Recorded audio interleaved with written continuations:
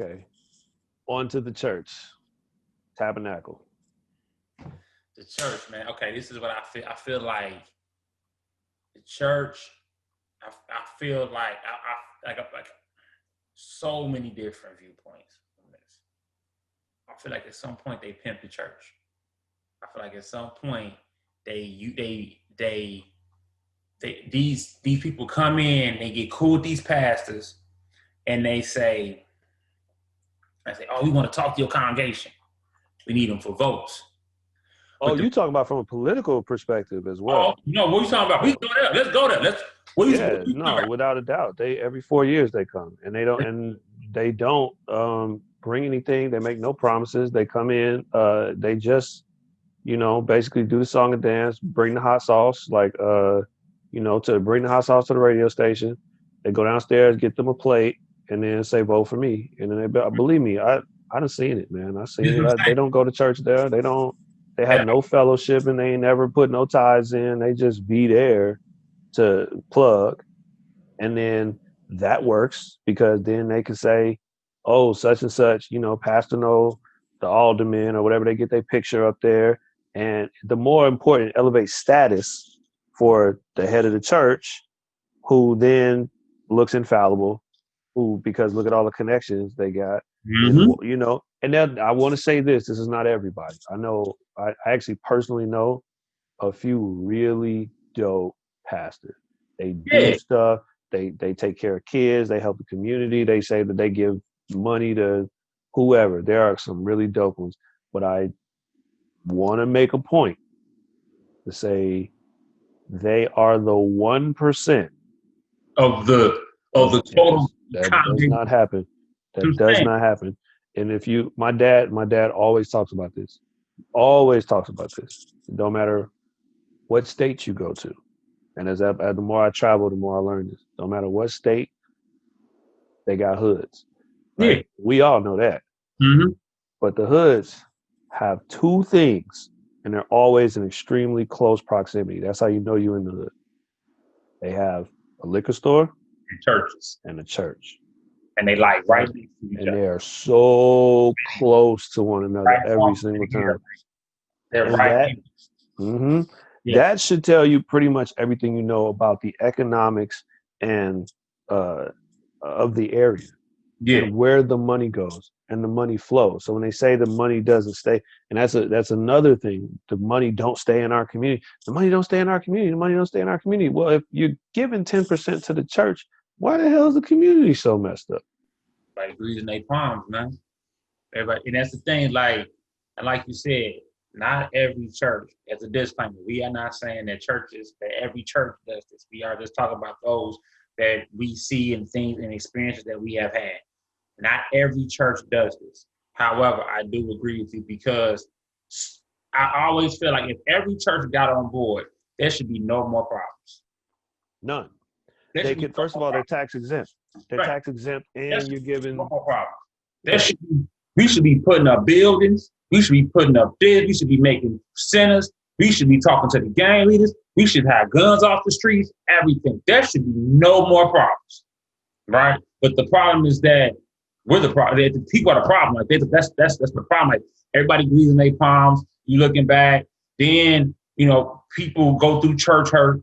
They're like, well, a lot of it should be no more issues in our communities if every church is on the same page. But once you get that mantle, you get that ego, and nobody. Well, how this gonna benefit me? What can you do this? What can you do for my church? What can we do? It's just like it's sad. Well, when you see how money works and you see how it's utilized, and I mean, all you gotta do is look. Like the Vatican is its own thing. They Mm-hmm. own it all. It's its own thing, its own zip code, its own everything. Like that's the Vatican. You can't just walk up and like that's their property. They live. I'm not saying you have to be as expansive as the Vatican.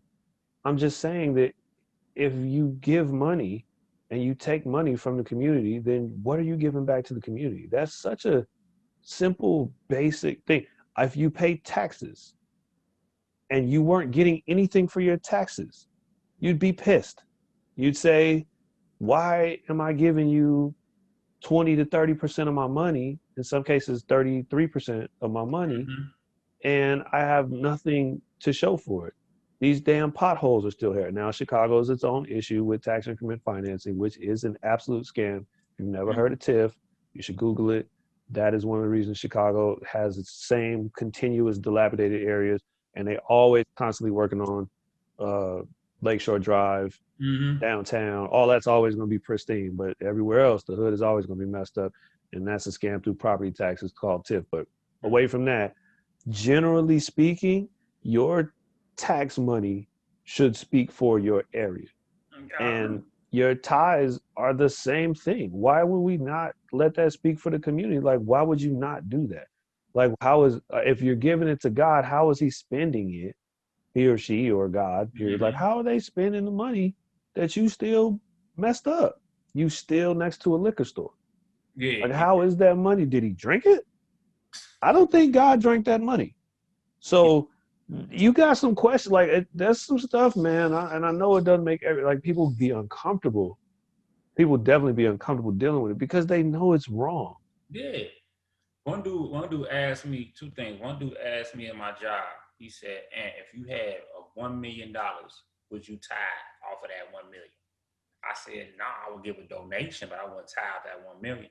And I was like, "Why?" I said, "Because I want to make sure I know where the money going. I'll give a donation, but for this, if I donate my tithe, but it's stuff going on over here that need help, it's stuff going on over here that need help." Now somebody would say, "Oh, you should tithe that," but at the same time, like it's stuff going over here. So, and at the same time, I know where the money going. I don't necessarily know where the money going. If I tithe of it, that's that I can dictate where the money go.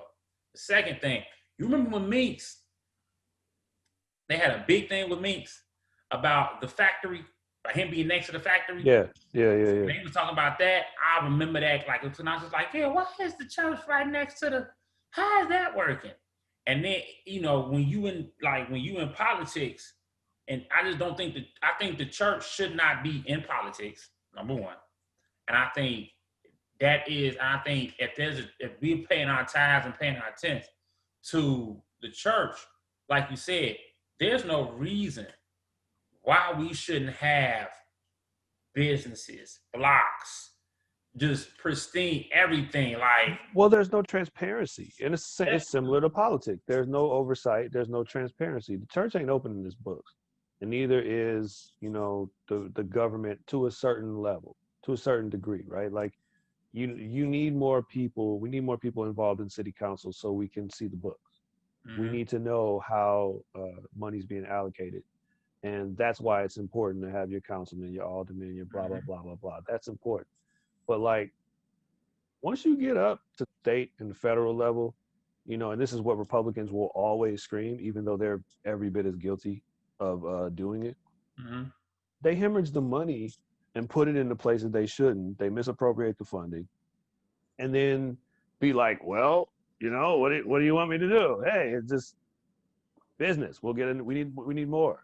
We got to raise taxes, And so it's one of those things that like I see how we got here from the last subject Mm-hmm. because that's a scam that kind of needs to, and I think we are phasing it out. I think from a generational perspective, We um, yeah, tons of people challenge, walking away. we challenging the church, and that's I think, and people, and I think that's why a lot of people don't believe in church like me, man. I'm a Christian. I believe that Jesus Christ died on the cross for my sins, rose again for my salvation, all of that. However, but I do understand why some people are like, yo, and why is it this way? Or why is it this way? Or why is it that I'm paying my tithe to the church, but they always asking for more money? Or why is it that I'm paying my tithe to the church, but when I need some help, ain't nobody ready to be found. I gotta jump through loops and every loops and loops and loops to get the help. Like so, and then that's when a lack of faith, and then that's when a lack of, people, because people who pastors like celebrities, they didn't enter that they didn't pastors have entered that realm of celebrities. People don't go to church no more for the word of God. People go to church now for the celebrity, for the status of the church, to say they go to this church. You know what I'm saying? People not And that goes back to they have entered that celebrity realm. They celebrities now. My church hold 2.5 million. Oh, okay. Like that's what, and then that's the black thing too, because you got people being, um, you got pastors being in the political arena, and black folks we worship. I ain't gonna say worship, but we for sure give honor to the pastor, and we putting the pastor on the pedestal, we put God on the pedestal, and we get it all confused. So when man fellas, we forget that we supposed to be worshiping God, but we was on the pastor. So I mean, yeah, Yeah, it's another one of them crazy, like, man, we wanna get to it. We wanna break it down, Mhm. but it's so deep, the depth to this and how long it's been running and the generations behind this. It's just like politics, man. Like, well, we always vote Democrat. Like, yeah, they pimp us. yeah, I feel but pimp. why? And they're like, I don't know. We just do. Because have you seen the other side? Yeah, they're shitty. But have we tried something else? No, there's only two choices. I mean, well, in your neighborhood, it's only two churches. So did you try the other church?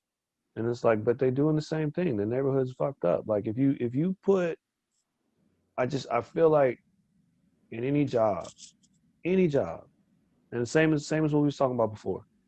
If I fail to show how I've budgeted my resources and allocated my funding and whoever the sponsor is or whoever comes back to me, they say, man, Wes, we gave you 10K and it's not Mhm. here. I don't see $10,000 out here. You got to produce where that money went. I don't understand why there's no accountability for, at the high level political realm and in the church, where it's like, man, this where the money go. I Yeah. don't think it's that hard. It is the community's money, and if you're not going to do that, and again, I think this is why people are walking away, and I think that's why you see a prevalence in GoFundMe and things Yep. like that. Because feel however you want, but people genuinely like to be able to give their money and know where it's going. Hey, I gave my money Mhm. directly to the cause because we mentioned this in the chit chat that like it's not just it's charity work too. American Red Cross, it's people like that that's like, man, y'all was in Haiti all that time and built 6 houses. What?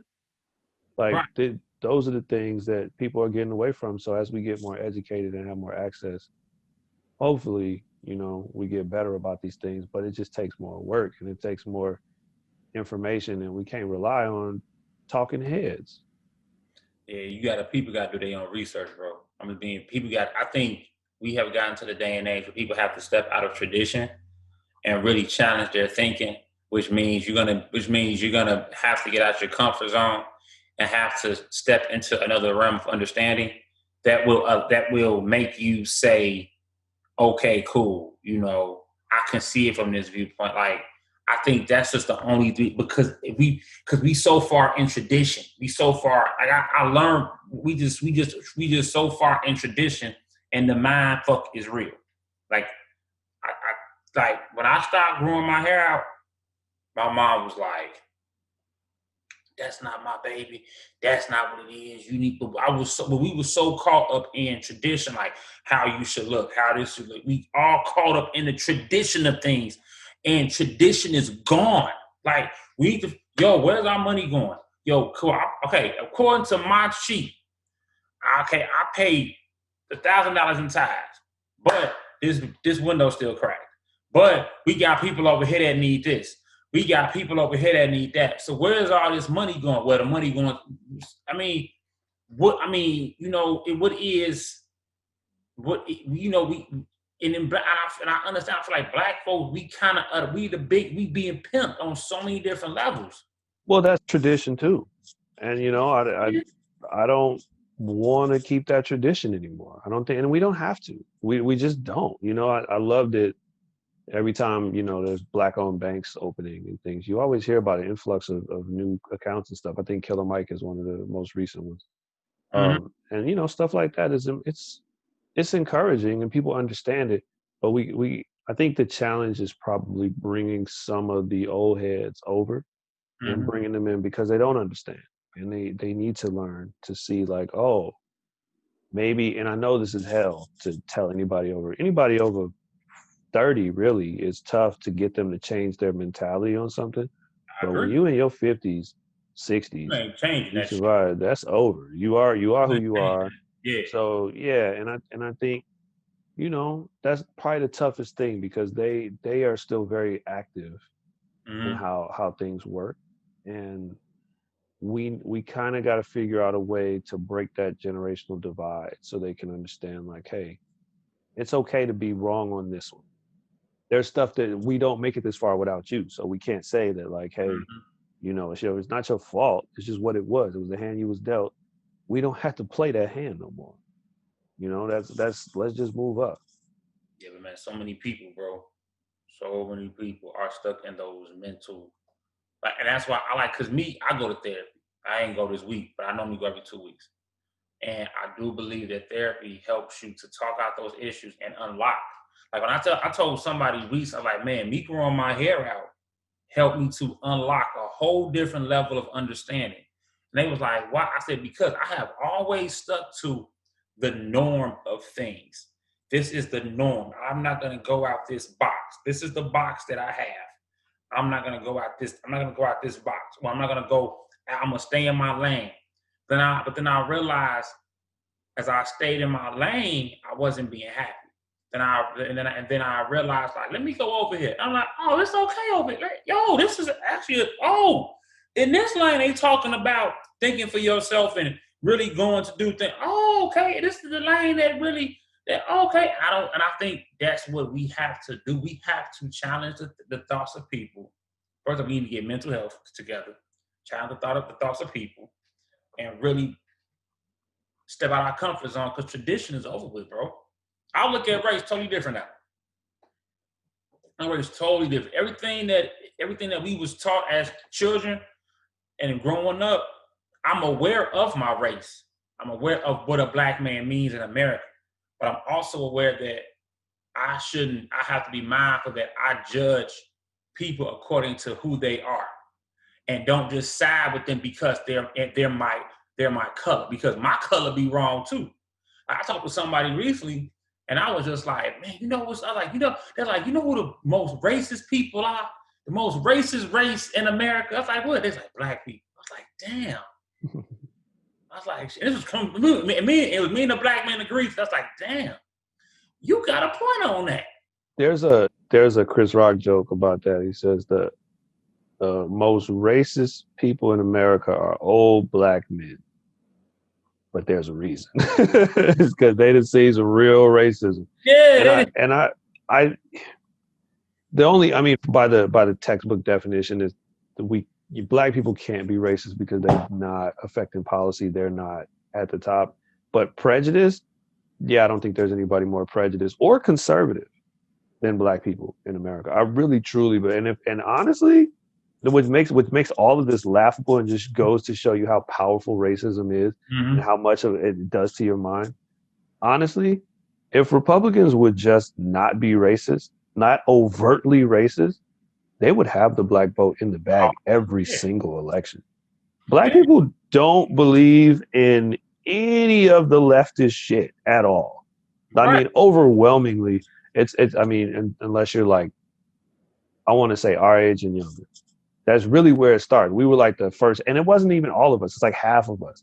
Like half of us that was like, you know, maybe gay people should have rights too. It's only like half of us that believe that. Then you get down to like Gen Z and all that, and it's all of Mm-hmm. them. They all get it. They're all like, oh yeah, you know what? That's cool. I think everybody should do that. But like, when you get to above us, they don't think. Why do you think? Have you like? I've never met a straight choir director, but I've never met one that could come out either. And that pretty much tells you everything you need to know about the dynamic of, you know, the hood, the church, and tradition and how we do like, and how that all leans on you. It's crazy. I've That's we true have though. And we them people straight fire. And then when I've they never come I've out never either, met it's like no. Yeah, and it's some. I just my thinking has changed, bro. Like even from dating outside my race. Like even from Up, up. They not ready for this one either. okay, That's a whole nother. That's a we whole. touching on some stuff. Don't do that. We touching on some stuff, bro. Don't We do touching that. on some stuff. Like Don't do that.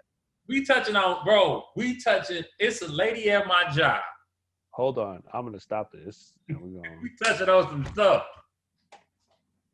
Wow. Well, I know you don't necessarily agree with the numbers, as far as the total deaths related to COVID. You don't agree with that. Well, to be fair, to the reason why is because you had, even in Illinois, the health commissioner, whatever, I forget her name, she came out and said it. She's not the only one. They said if you die with it, you're counted as a COVID death. You could be in a car accident, die with COVID, they're classifying it as a COVID death. Because they're incentivized to do it. It's part of the CARES Act. They get, what is it, $40,000 per death per state? These states are broke. You don't think they're taking that money? And so the actual data came out, only 6% of the people died because of COVID. Now let's be honest, COVID did, if they had a pre-existing condition, it might have made their situation worse and sped up their death. That's true as well.